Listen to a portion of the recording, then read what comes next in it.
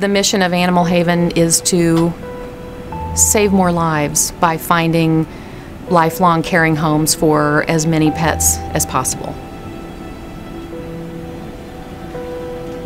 That means we need to do everything we can to help all the pets that we can in our community.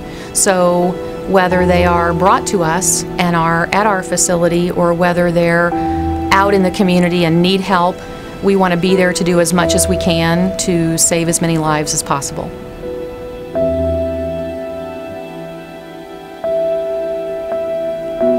Every so often we get a call from a high-kill shelter,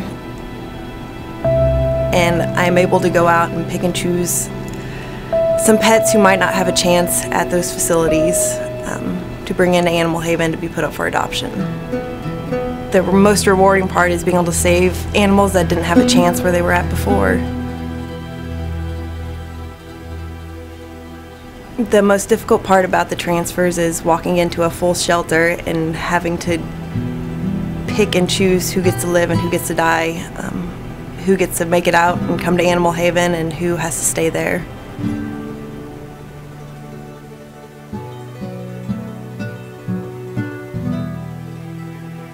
We can help them, we can partner with them to transfer dogs and cats out of those facilities that might not get a second chance and be able to bring them to Animal Haven where we know that they can undergo a transformation sometimes, that they can be given that chance to find a new home and a new life.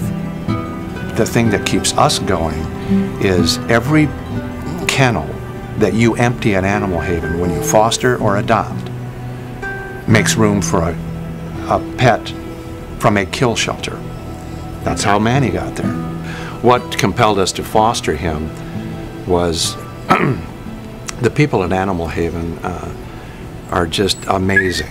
We heard about Manny obviously through our connection with Animal Haven, and we understood that he had a serious injury, was almost being put down at another shelter. Luckily, Animal Haven saved him, and he's our miracle boy. Manny actually is doing remarkable. He had his checkup last week at VSEC, and he had the x-rays and the checkup, and he got a great clean slate. He is adoptable now. Many pets are very frightened when they come in. They've lost their families. They don't know what's happening to them, and they need time away from the shelter to be able to either recuperate or to become less fearful. And so we rely on foster families to be able to be that arm of Animal Haven that we're not able to provide, that we can send kittens and puppies into someone's home for a few weeks and let them grow and get bigger,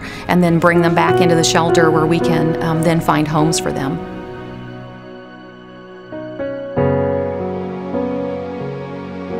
You can't be a law enforcement officer and love every animal you come in contact with. Your mind would explode because of all the neglects that we run into. We have to care about animals but not care for animals. So we have to be able to pick them up out of a bad situation and know they're going to a good place. We had a pug visiting from Oklahoma that had gotten away from the owner, and the owner had to return to Oklahoma and go to work. And we had a citizen called in the animal about 3 days after the owner had gone back to Oklahoma, and she'd left lost reports with Animal Haven. And once we got to the animal, it was petrified, so scared, wouldn't go to anybody. We were able to capture it and get it down to Animal Haven, and the front desk staff, just as soon as we walked in, said, "Well, there's Pearl." It helps to dispel that myth about the bad animal control officer. So many people, if you find a lost pet, they don't want to call animal control. They immediately assume that they have to find a home for that pet. We want people to know that it's not a bad thing to call animal control if you live in Johnson County. It was that type of communication that happens daily for us. Again, we impound hundreds and thousands of dogs in the county to Animal Haven, and we have a fairly good reclaim rate because Animal Haven cares enough to see each animal as an individual, identify that animal, and then keep track of lost reports for later on. So when we come in even days later, they know it's Pearl that came from Oklahoma.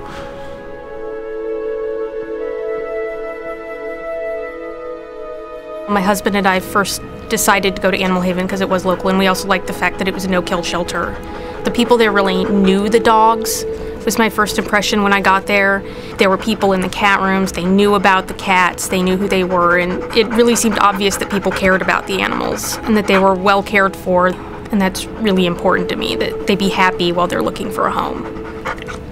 When we met Kira for the first time, she was very scared when she came into the shelter, and they did a lot of work with her to make her more accepting of people so that she knew that she didn't have to be afraid all the time.